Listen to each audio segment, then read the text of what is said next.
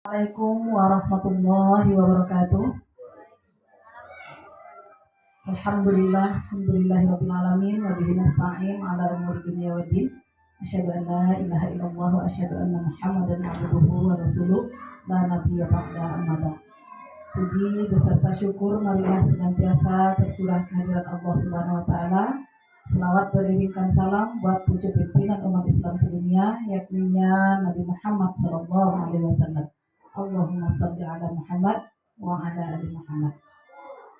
Yang terhormat Ibu Kepala Sekolah SDN 02 Muara Panas, yang sama-sama kita hormati Bapak dan Ibu Majelis Guru SDN 02 Muara Panas, yang sama-sama kita hormati Bapak dan Ibu karyawan-karyawati SDN 02 Muara Panas, yang alhamdulillah pada siang hari yang berbahagia ini kita dapat hadir di dalam ruangan guna melaksanakan kegiatan kita, yakninya penyebaran pemahaman dan penerapan pengalaman budaya positif yang nantinya akan disampaikan oleh narasumber kita, Ibu Novia Trisna, CGP Angkatan 11 SDN 02 Muara Panas. Baik, Bapak dan Ibu, tanpa memperpanjang waktu kita, mari kita mintakan langsung materi oleh Ibu Novia Trisna. Kepada Ibu Novia kita persilakan.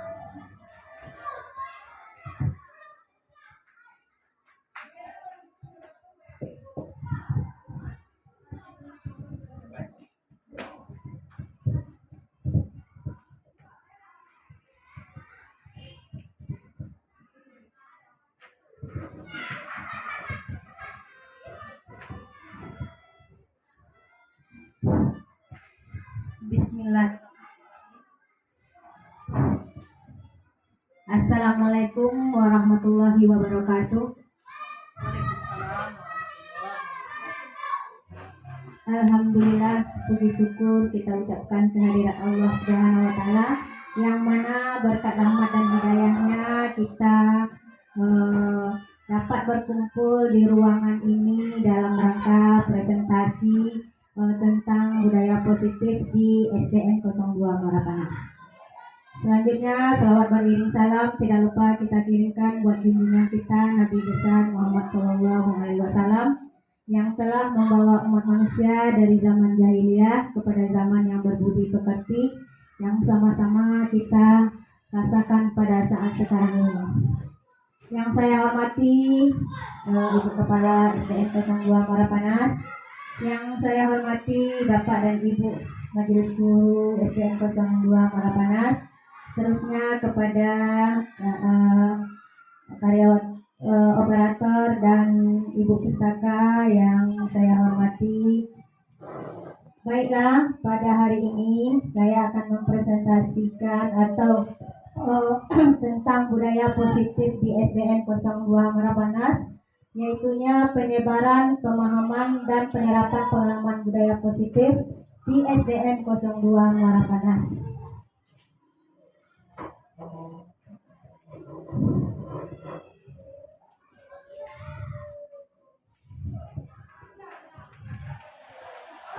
Konsep yang akan kita terapkan di SDN 02 Muara Panas itu konsep inti budayanya. Yang pertama itu perubahan paradigma belajar. Bagaimana belajar kita di SDN 02 ini berubah. Kemudian disiplin positif. Disiplin positif ini bagaimana anak-anak didik kita di sekolah nantinya bisa melakukan keyakinan kelasnya itu, dia melaksanakan dengan keyakinan kelas yang telah disepakati. Kemudian nilai-nilai kebajikan. Nilai-nilai apa yang akan kita kembangkan di SDN 02 ini bisa terlaksana dengan baik. Kemudian kebutuhan dasar. Kebutuhan dasar manusia ini ada nanti 5 yang akan kita kembangkan di SDN 02 Muara Panas ini. Kemudian bagaimana motivasi perilaku manusia. Selanjutnya posisi kontrol guru. Nah, di sini guru berperan sebagai posisi kontrol. Kontrolnya itu bagaimana menjadikan anak-anak didik kita teratur dia posisinya di mana, atau menjadikan anak-anak didik kita nantinya bernilai positif. Kemudian keyakinan kelas. Keyakinan kelas ini sudah kita laksanakan atau ada di setiap kelas 1 sampai 6. Itu kita buat aturannya sebelum awal tahun ajaran. Kemudian keyakinan kelas juga kita laksanakan sebelum pembelajaran. Kemudian segitiga restitusi. Segitiga restitusi ini adalah bagaimana kita melaksanakannya. Segitiga restitusi ini kita mengajak anak didik kita mengakui kesalahannya dari dalam dirinya sendiri.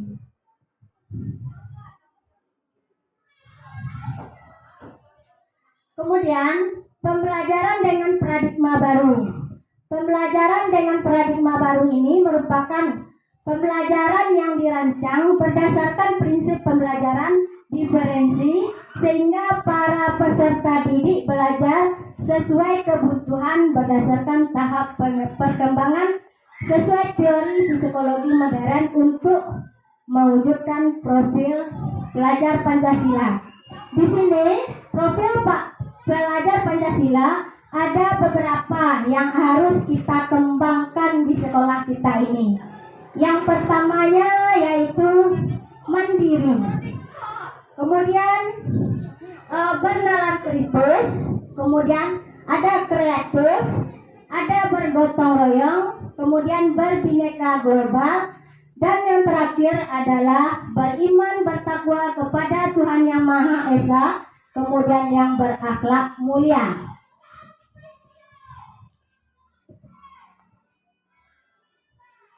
Kemudian miskonsepsi tentang teori kontrol. Mis ini adalah kesalahpahaman tentang teori kontrolnya. Yang pertama, ilustrasi guru mengontrol murid. Yang kedua, ilustrasi bahwa semua penguatan positif, efektif, dan bermanfaat. Lanjutnya adalah ilusi bahwa kritik dan pembuat rasa bersalah mampu menguatkan karakter.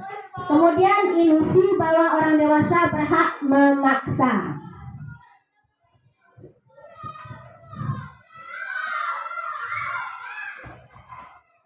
Mengubah paradigma atau stimulus ke respon pendekatan teori kontrol. Yang pertama yaitu stimulus teori kontrol, yaitu realitanya atau kebutuhan kita semua. Kemudian semua orang melihat hal yang sama. Yang ketiganya kita mencoba mengubah agar pandangan sama dengan kita. Kemudian perilaku buruk dilihat sebagai suatu kesalahan. Selanjutnya orang bisa mengontrol saya. Kemudian saya bisa mengontrol orang lain. Selanjutnya memaksakan adanya saat bujukan yang gagal. Kemudian model berpikir menang atau kalah. Lanjut, kemudian teori kontrolnya yang disiplin positif.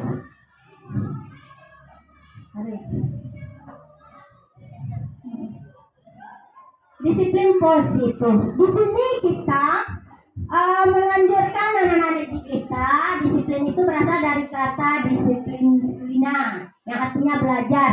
Disiplin di sini mengacu pada disiplin diri yang memiliki tanggung jawab terhadap orang yang dilakukan berdasarkan nilai-nilai yang diyakini. Kemudian disiplin positif merupakan salah satu cara penerapan disiplin yang bertujuan untuk menumbuhkan kesadaran serta memperdayakan peserta didik tanpa imbalan atau penghargaan atau reward atau ancaman atau hukuman. Jadi kita di dalam proses pembelajaran tidak boleh lagi memberi reward. Kenapa? Reward itu kenapa? Anak-anak kalau dia ingin belajar hanya mengharapkan reward, Nah, jadi sekarang kita peserta didik itu tanpa imbalan lagi, tanpa reward lagi. Bagaimana kita membudayakan disiplin positif itu tanpa reward lagi. Tidak boleh anak diberi reward karena dia hanya mengharapkan reward saja untuk belajar, bukan dari dirinya atau motivasinya.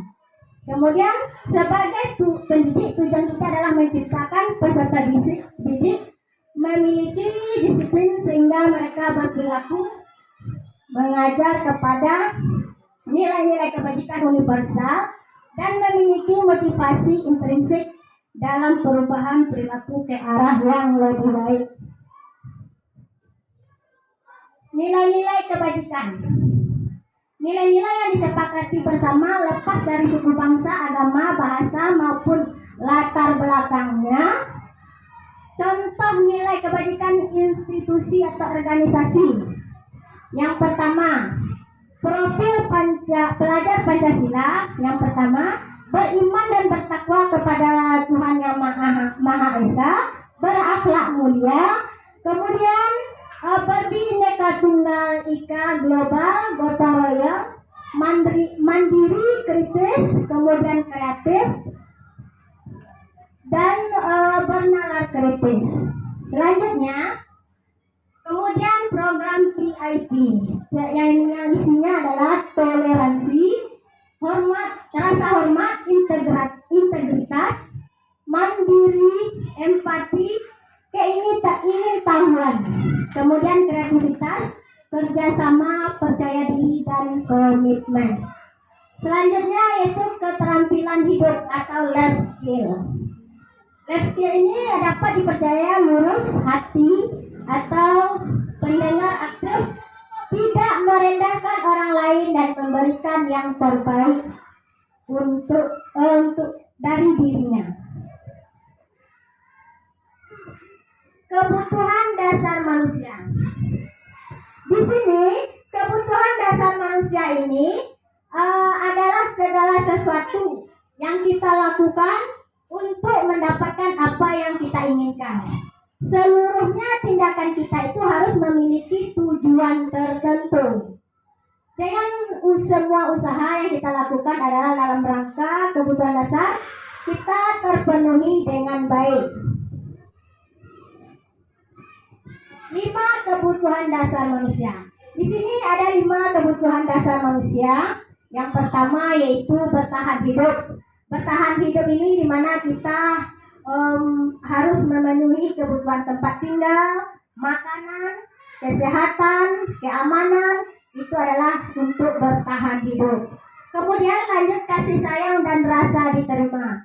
Diterima ini kita diterima oleh kelompok, atau misalnya kita di sekolah ini diterima di sekolah dengan kerjasamanya, kemudian rasa diterima, dipedulikan baik anak didik maupun kita selaku sesama teman sejawat di sekolah. Kemudian penguasaan. Penguasaan ini harga diri, keinginan untuk dianggap memimpin, berprestasi dan diakui dan didengar oleh seluruh holder di SDN 02 Muara Panas. Kemudian kebebasan.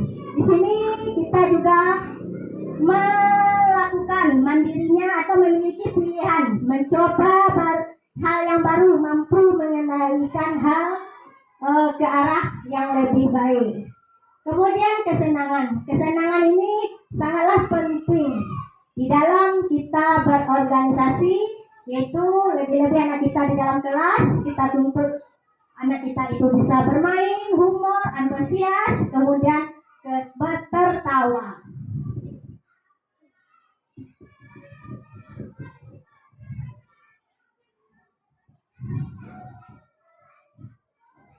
Kemudian di sekolah kita atau ada yaitu motivasi perilaku manusia. Perilaku manusia itu untuk menghindari ketidaknyamanan hukuman. Kemudian untuk mendapatkan imbalan.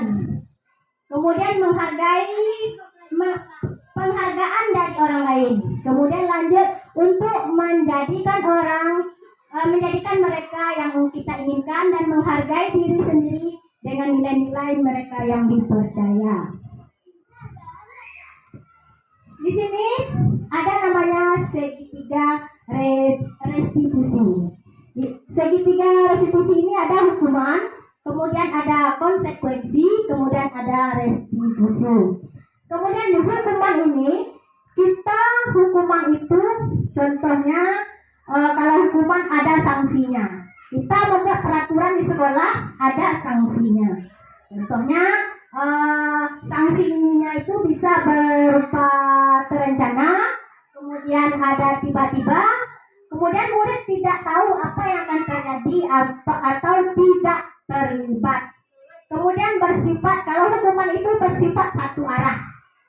Nah, satu arahnya maksudnya yang membuat peraturan. Kemudian yang kedua berupa hukuman atau fisik atau fisiknya.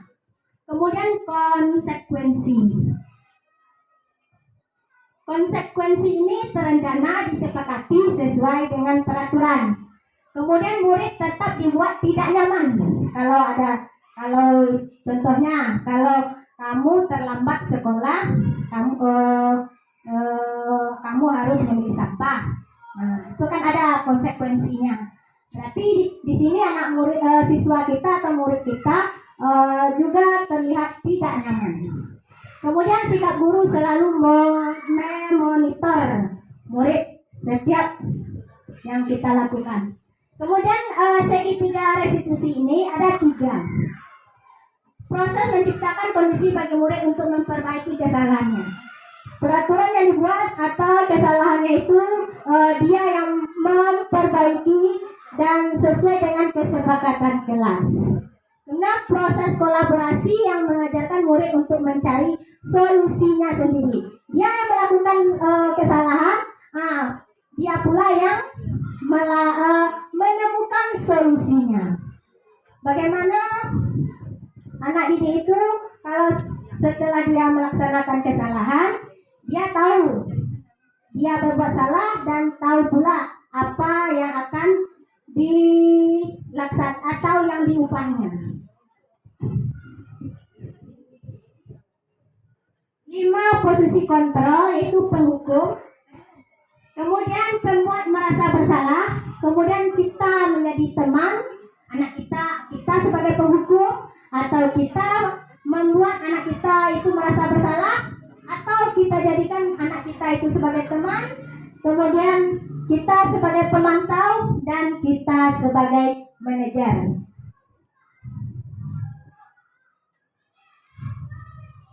Contoh penerapan 5 posisi kontrol pada guru. Kasus, ini tidak ada kasus 1. Siswa tidak memakai atribut dengan lengkap waktu upacara bendera. Bagaimana kalau dia tidak melaksanakan upacara pada waktu melaksanakan upacara bendera, kita hukum anak itu hormat pada bendera selama 1 jam. Itu namanya penghukum. Jadi kemudian berapa kali atau bapak harus memberitahu kamu? Ini contoh kalimatnya. Berapa kali bapak atau ibu harus memberitahu kamu? Kamu selalu saja mengecewakan ibu atau bapak. Ini adalah kalimat atau anak kita membuat merasa bersalah. Ya, merasa dirinya bersalah dengan kita membacakan kalimat ini. Berapa kali ibu atau bapak harus memberitahu kamu? Kamu selalu mengecewakan ibu atau bapak.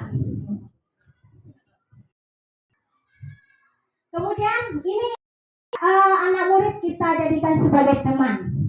Ayo dong kita aturan sekolah tolong bantu bapak atau ibu ya sekali ini. Ya sudah tidak apa-apa. Lain kali jangan sampai berbuat seperti ini lagi ya. Nah ini adalah kita jadikan anak kita sebagai teman. Kemudian kita sebagai pemantau, yaitu kamu sudah melanggar peraturan sekolah, kamu tak tahu konsekuensinya. Setelah upacara kamu beli atributnya ke koperasi dan jangan diulangi lagi. Jadi ini adalah sebagai pemantau. Kemudian kita sebagai manajer, guru seharusnya sebagai manajer di sekolah ini, yaitu kita harus menyatakan kepada anak murid kita, apakah kamu tahu kesalahanmu? Kira-kira bagaimana kamu memperbaiki kesalahanmu itu? Berarti itu adalah kita sebagai manajer di sekolah.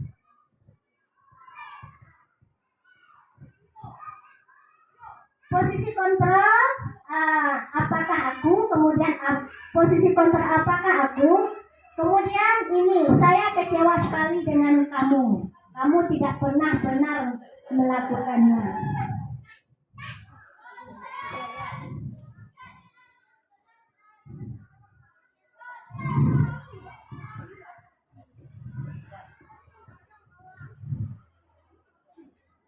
Kemudian kamu tidak pernah mendapatkan nilai yang tidak mengerjakan tugas.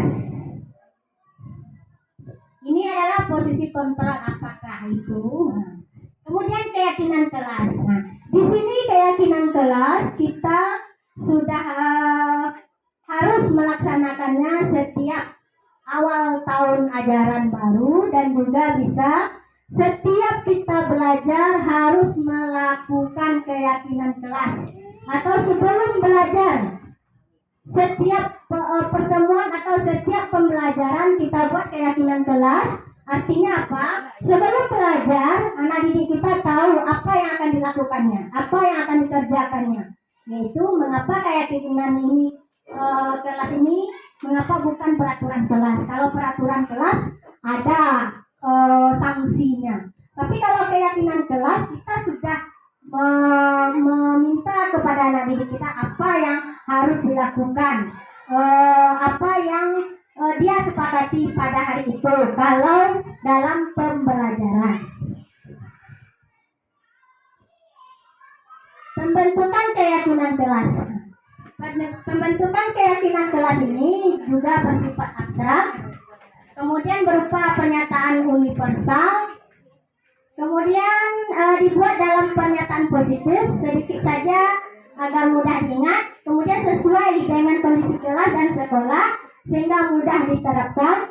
Kemudian semua warga sekolah atau warga kelas semua dilibatkan saat membuat keyakinan kelas. Jadi Bapak Ibu di kelas seharusnya hendaknya melakukan atau membuat keyakinan kelas sebelum belajar setiap pembelajaran, sehingga anak didik kita bisa dia tahu dengan keyakinan kelas yang telah disepakati, dan dia nanti bisa mengakui kalau dia berbuat salah, dia yakin dengan kesalahan yang telah disepakati atau keyakinan kelas yang disepakati. Segitiga restitusi, suatu proses dialog yang dijalankan oleh guru agar menghasilkan murid yang mandiri dan bertanggung jawab. Segitiga ini yang pertamanya kita validasi tindakan yang salah. Tindakan misalnya anak itu berbohong, dia berbohong, tidak berkata jujur, itu termasuk dengan validasi tindakan yang salah. Kemudian kita menstabilkan identitas itu. Bagaimana cara menstabilkan identitas? Kita tanya anak itu, kenapa dia berbohong? Kenapa dia berbohong? Kemudian kita cari solusinya. Apa penyebab dia berbohong? Kemudian setelah dia mengakui kesalahannya, baru kita jelaskan bahwa kita sudah ada keyakinan kelas. Ini ada 3 tahap segitiga restitusi. Yang pertama yaitu validasi tindakan, kemudian menstabilkan identitas, kemudian menanyakan keyakinan kelas. Menstabilkan identitas berdasarkan prinsip pembuat kesalahan adalah bagian dari proses pembelajaran. Kemudian berbuat salah itu wajar. Tidak ada manusia yang sempurna. Kemudian Bapak dan Ibu juga pernah melakukan itu. ibu atau bapak tidak mau mencari siapa yang salah, tapi ibu atau bapak ingin mencari solusi dari permasalahan ini. Kamu berhak merasa begitu. Validasi tindakan yang salah. Di sini berdasarkan prinsip perilaku, berupaya memenuhi. Kamu pasti punya alasan mengapa kamu melakukan hal itu. Kemudian padahal kamu bisa melakukan yang lebih buruk dari ini ya. Kamu patut bangga karena telah melindungi sesuatu yang penting buatmu. Kemudian kamu melakukan karena mempertahankan sesuatu yang penting bagimu. Menanyakan keyakinan kelas. Berdasarkan prinsip ini, teori kontrol bahwa pada dasarnya motivasi secara intrinsik. Keyakinan kelasnya, apa keyakinan kelas kita? Berarti kita menanyakan kepada anak didik kita kalau anak didik kita melakukan kesalahan. Nah, kita menanyakan apa keyakinan kelas kita. Kemudian nilai apa yang telah kita sepakati bersama. Kemudian seperti apa gambaran sebuah kelas yang ideal menurut kamu? Kemudian kamu ingin menjadi orang seperti apa? Jadi keyakinan kelas itu yang kita gunakan kata-katanya. Tidak seperti menghukum. Seperti tadi contohnya, anak tidak melakukan upacara bendera. Kamu harus menghormat kepada bendera 1 jam. Itu ada penghukum. Seharusnya tidak kita lakukan sekarang lagi. Kita harus melakukan atau menanyakan keyakinan kelas sehingga anak menemukan solusinya. Dia yang berbuat, bertanggung jawab dan menemukan solusinya. Kemudian ini adalah contoh segi 3 restitusi yang telah saya lakukan. Si Valen tidak memakai atribut sekolah, Iqbal dengan Valen. Kemudian dia menyelesaikan dan mengakui kesalahannya dan meminta maaf kepada Iqbal yang telah mengganggunya dalam waktu istirahat sedang makan.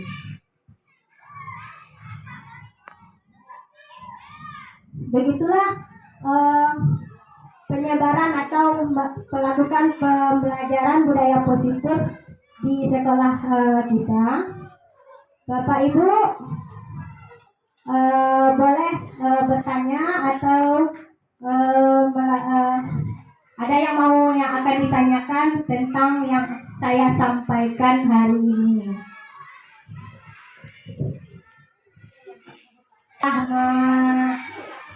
Memberikan atau kesempatan waktunya untuk Bapak Ibu boleh bertanya. Iya.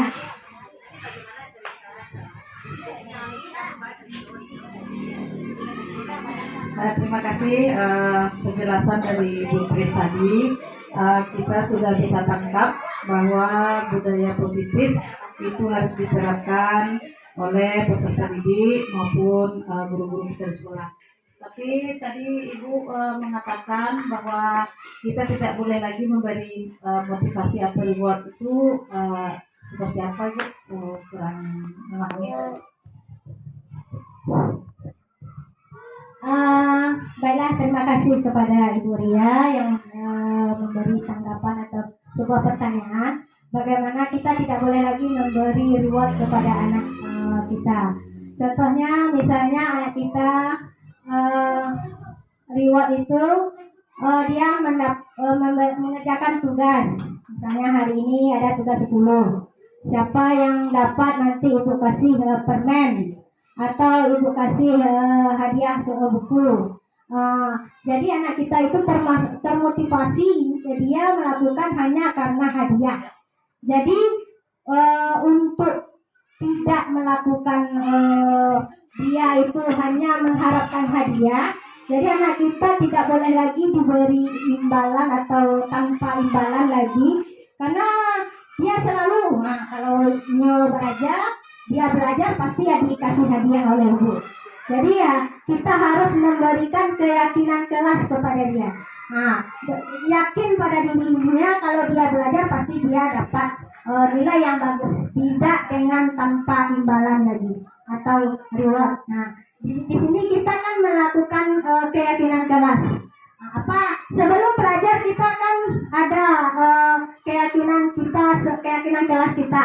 Tidak saja keyakinan kelas itu di awal tahun seperti disiplin atau peraturan mematuhi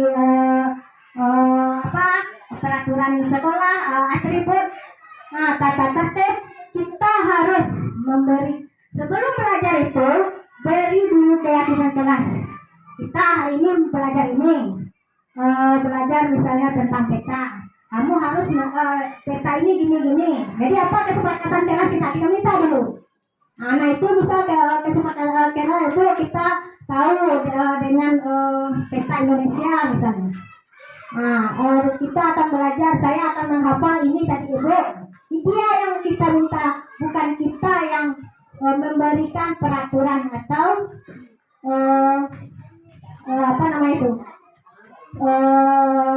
sanksi atau peraturan atau apanya. Kemudian keyakinan kelas ini dia yang melakukan kita tanya dulu, kemudian apa solusinya, kemudian dia tahu solusinya dan tanggung jawabnya nanti. Begitu Ibu Ria. Jadi kita tidak harus memberi imbalan atau reward kepada anak lagi. Buatlah keyakinan kelas sebelum belajar. Ya, itu Bapak Ibu. Ada lagi? Kalau tidak saya cukupkan. Mudah-mudahan apa yang saya sampaikan tentang penyebaran pemahaman penerapan pengalaman budaya positif di sekolah kita SDN 02 Muara Panas dapat memberi manfaat dan dapat diterapkan di sekolah kita ini dengan sebaik-baiknya. Amin amin ya rabbal alamin. Dan saya sudah dengan assalamualaikum warahmatullahi wabarakatuh. Nah, terima kasih banyak kita ucapkan kepada Ibu Novia Trisna yang sudah memberikan pemahaman kepada kita bersama tentang penyebaran pemahaman dan penerapan pengalaman budaya positif di sekolah kita ini. Mudah-mudahan bisa kita terapkan dan kita lakukan di sekolah kita ini. Mungkin itu acara kita pada siang hari ini. Kami selaku protokol mohon maaf apabila ada kesalahan. Bila taufik wal hidayah. Wassalamualaikum warahmatullahi wabarakatuh.